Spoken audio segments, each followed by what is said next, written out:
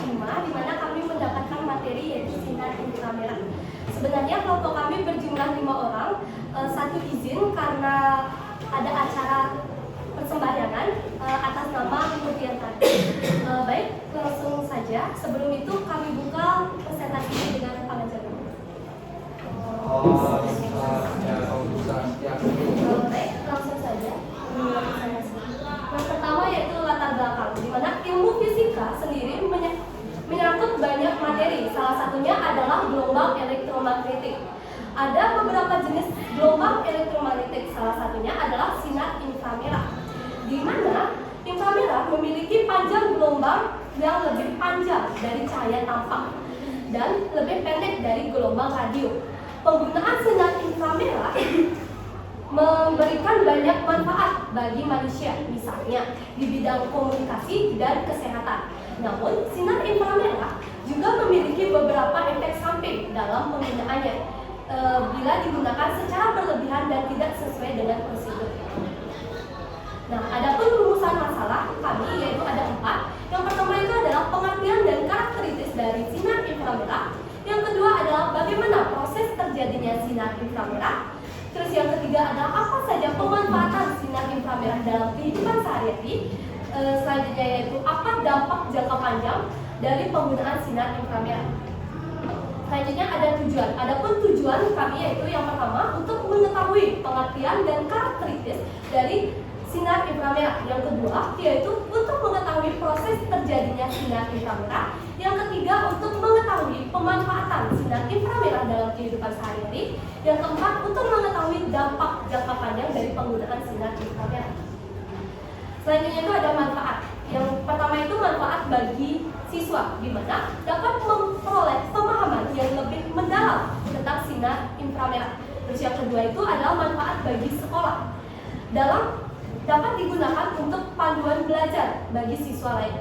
Terus yang ketiga adalah manfaat bagi masyarakat, di mana dapat membantu masyarakat umum untuk lebih memahami apa itu sinar inframerah dan sifat-sifat serta bagaimana sinar ini bekerja.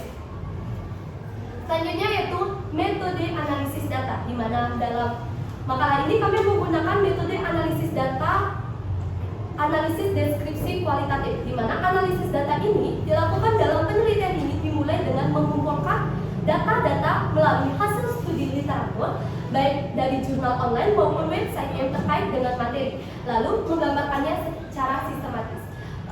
Saya Nita Deisilia, nomor absen 24. Selanjutnya.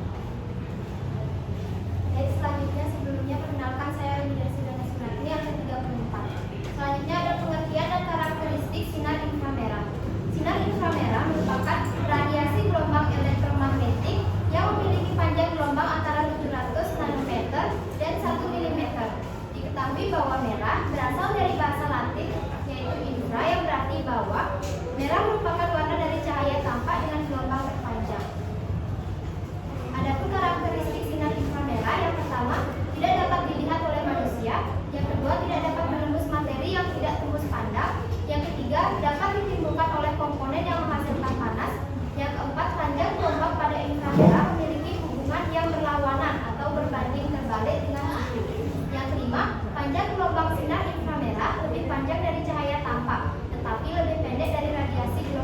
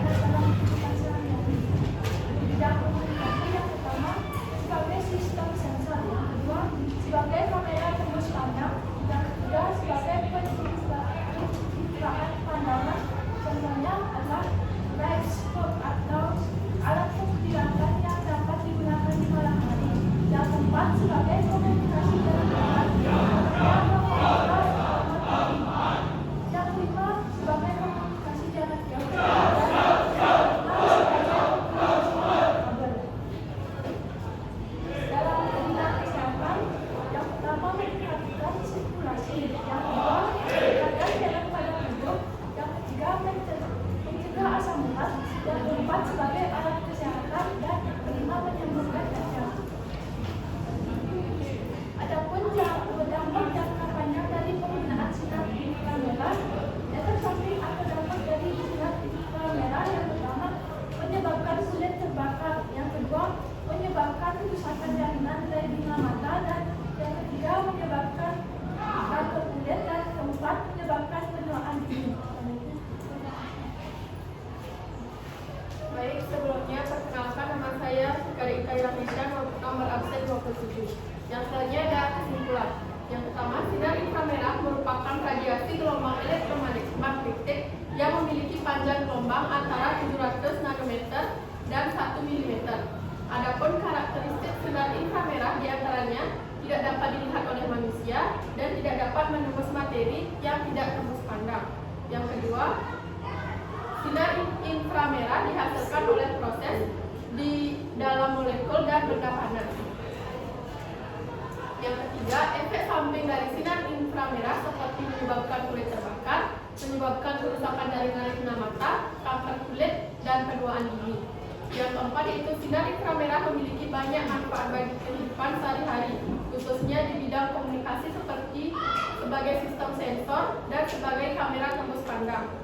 Selain itu, adapun pemanfaatan sinar inframerah di bidang kesehatan seperti sebagai alat kesehatan dan menyembuhkan cacar.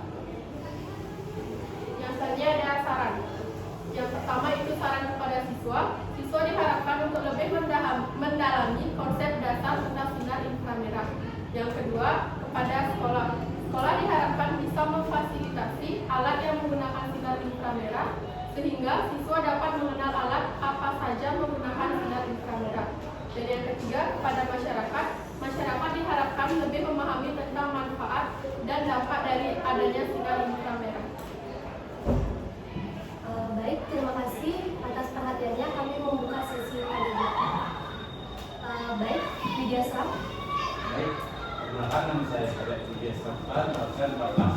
Jadi pertanyaan saya itu, mengapa kita tidak dapat melihat sinar inframerah dan apakah sinar inframerah dapat digunakan untuk melihat dalam udara?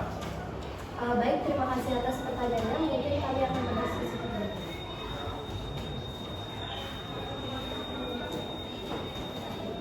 Baik, mungkin izin saya menanggapi terlebih dahulu. Jadi ada dua poin pertanyaan kan. Yang pertama itu mengapa sinar inframerah tidak dapat dilihat oleh manusia. Terus yang kedua itu apakah sinar inframerah bisa dilihat di dalam gelap.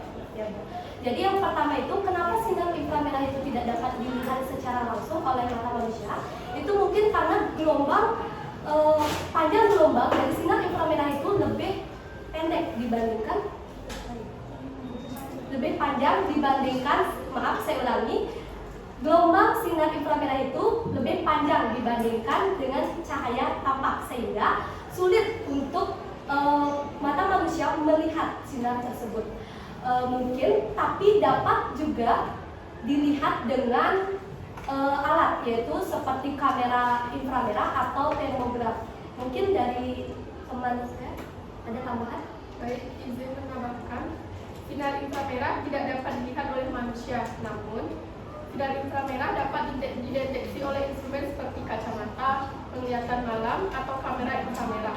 Nah, instrumen tersebut dapat melihat gelombang inframerah yang dipancarkan oleh objek hangat seperti manusia dan hewan. Baik, izin menanggapi pertanyaan poin yang kedua, yaitu apakah sinar inframerah dapat digunakan untuk melihat dalam gelap? Jawabannya tidak. Jika dilihat langsung dari mata itu tidak bisa, karena cahaya inframerah memiliki panjang gelombang lebih panjang daripada cahaya tampak, yang berarti berada di luar rentang warna yang dapat dideteksi oleh mata manusia. Izin menambahkan jawaban dari Ani. Walaupun tidak dapat dilihat menggunakan mata secara langsung, ada beberapa cara yang dapat dilakukan untuk melihat sinar inframerah dalam gelap. Yang pertama, menggunakan kamera inframerah. Yang kedua, penglihatan malam atau night vision. Yang ketiga, penginderaan jauh.